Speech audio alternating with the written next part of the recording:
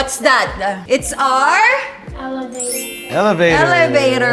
So, Welcome in. etong elevator na to ang magdadala sa paboritong spot ko sa bahay na to. Kung nakita nyo na yung second floor, nakita nyo na yung third floor sa vlog na silip nyo na ng very slight. Etong first floor ang hindi nyo pa nakikita, kaya excited ako ipakita sa inyo. Let's go! Come on guys!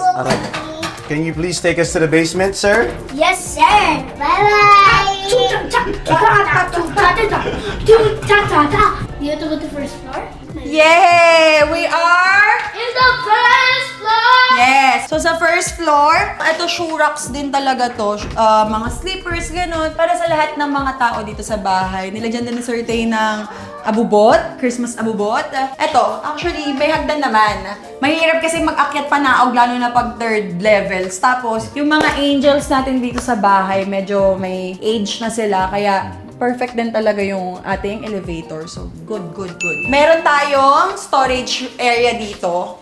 Show it, mahal. No. No. Because lahat ng mga ayaw kong makita sa nakakalat sa bahay, inilagay ko dito. Alam mo din eh. Alam mo din. So, ito na. Ito na ang parang hindi makatotohanan pero meron talaga. Dito namin nilagay ang dining area.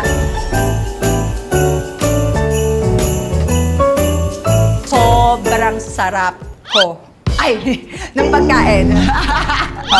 Sobrang love sarap you. ng food. Kainanda. Siyempre, big shoutout to our favorite catering. Nag-cater ng birthday ni Bia. Spices and Herbs Catering, thank you so Yes. much for this delicious feast that we have here. Yeah. Thank you. At saka hindi Noche Buena ha. Talagang ano lang, nagsabi lang sila na baka pag nag-house tour ka,